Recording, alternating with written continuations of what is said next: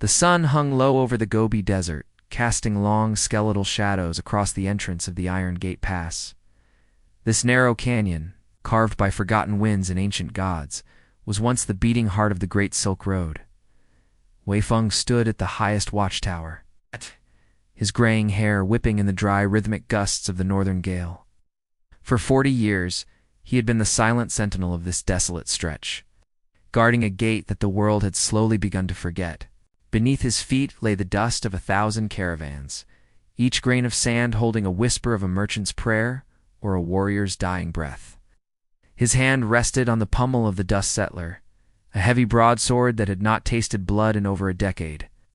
The peace of the Iron Gate was a hard-won thing, bought with the lives of his brothers in arms during the Great Western Rebellion.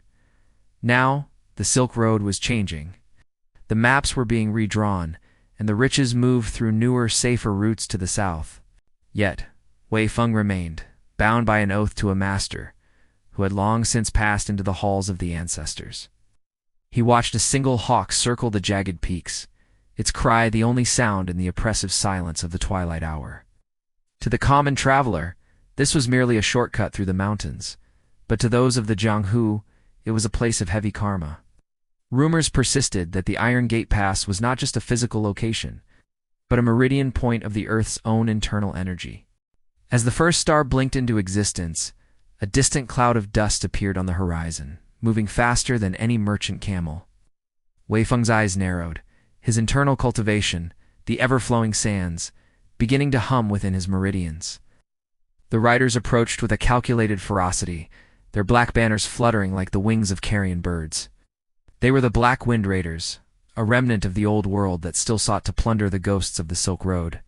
Wei Feng did not call for help. There was no one left to answer the signal fires that had remained cold for years. He descended the stairs of the watchtower with a grace that belied his age, his boots making no sound on the stone. At the center of the pass, he took his stance, a lone figure against the backdrop of the towering rust-colored cliffs. Ah! The riders slowed as they entered the mouth of the canyon, their horses sensing the stillness of the man before them. Their leader, a scarred man with a curved blade, known as the Crescent Moon, spat into the dirt.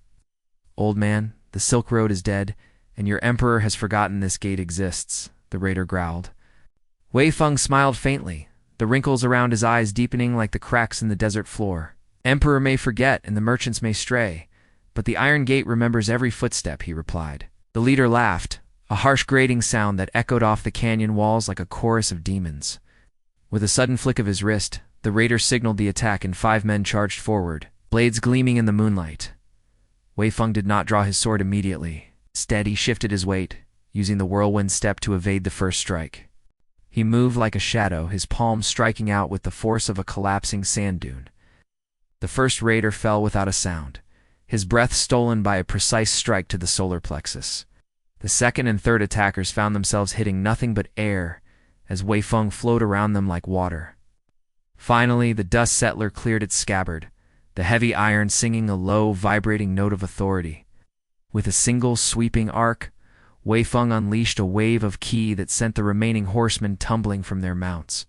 The leader stared in disbelief, realizing he was facing a master of the old school, a remnant of the golden age of Euoxia. "Who are you?" the raider demanded, his voice trembling as he gripped his curved blade tighter.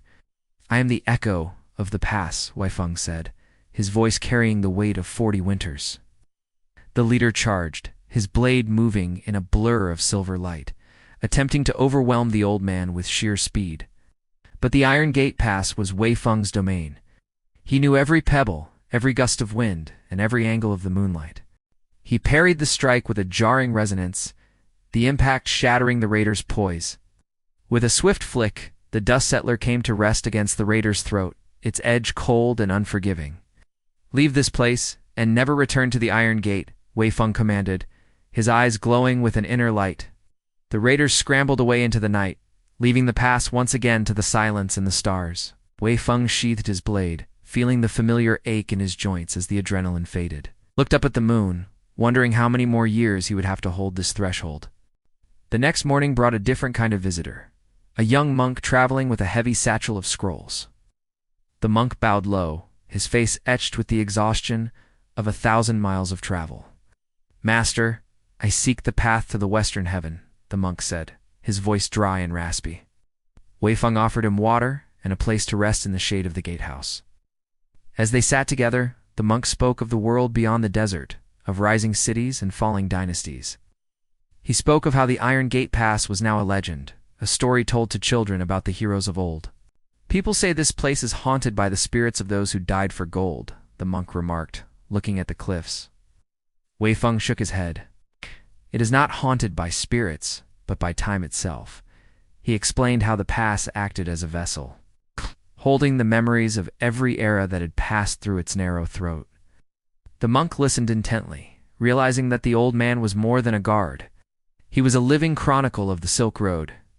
Days turned into weeks, and the monk stayed to help Wei Feng repair the crumbling masonry of the gate. They worked in silence mostly, the rhythm of hammer and stone creating a new melody for the ancient canyon. Wei Feng taught the monk the basics of the sands of time breathing technique to help him endure the harsh climate. In return, the monk translated the ancient inscriptions on the canyon walls that Wei Feng had never understood. One inscription spoke of a hidden chamber beneath the pass, where the first builders had placed a seal of protection. Curious, they spent their evenings searching for the entrance, guided by the shifting patterns of the moonlight. Eventually, they found a hidden lever behind a loose stone, revealing a staircase that descended into the cool darkness of the earth. Inside, they found a room filled with maps of the stars and jars of preserved silk, untouched for centuries. At the center was a stone tablet that read, "The gate is not to keep things out, but to hold the center together." Wei Feng realized then that his mission was not just about stopping raiders, but about maintaining the balance of this sacred location. The Silk Road was a bridge between worlds, and the Iron Gate was the pillar that supported it. As the monk eventually departed to continue his journey, he left Wei Feng with a sense of renewed purpose. Years passed, and the hair on Wei Feng's head turned as white as the salt flats of the Lopner. The caravan stopped, coming all together, replaced by the occasional solitary traveler or a lost shepherd. The great wooden doors of the gate eventually rotted away, leaving only the stone archway standing tall. Wei Feng no longer carried the dust settler on his belt. It sat on a rack in the gatehouse, a symbol of a peace finally achieved. He spent his days meditating on the peak of eternal stillness, watching the seasons change the colors of the desert. Spring brought the sudden violent blooms of wild desert flowers, while winter draped the canyon in a thin, fragile veil of snow. One afternoon, a young girl appeared at the mouth of the pass, carrying a wooden sword and a look of fierce determination. "I want to learn the way of the Iron Gate," she announced, her voice echoing with an familiar strength. Wei Feng looked at her and saw the same fire that had driven him all those years ago. "The way of the gate is long and lonely," he warned, his voice soft like a rustling breeze. "I don't mind the loneliness if I can protect the history," she replied, stepping into the shadow of the arch. Wei Feng smiled, knowing that the cycle was beginning once again. He began to train her, passing on the ever-flowing sands and the secrets of the hidden chamber, learned to read the wind and hear the voices of the canyon walls. Together they watched the sunset over the Gobi, 2 generations of guardians standing on the edge of time. One evening, as a rare rainstorm washed the dust from the cliffs, Wei Feng felt his internal energy begin to dim. He called the girl to his side and handed her the dust settler, its iron surface glowing in the lightning flashes. "The Iron Gate Pass is yours now," he whispered, his eyes closing for the final time. He passed away as he lived in the heart of the canyon he loved, his spirit merging with the very stones of the Silk Road.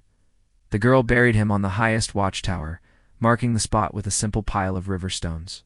She stood there for a long time, looking out at the vast, uncaring desert.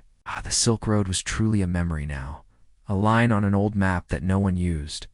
But the Iron Gate Pass remained, a silent monument to the heroes who had walked its path. Decades later, a group of archaeologists discovered the ruins of the gate, marveling at its preservation. They found the hidden chamber and the maps of the stars, wondering at the wisdom of the ancients. They spoke of the legendary ghost sentinel, who was said to appear during sandstorms to guide lost travelers.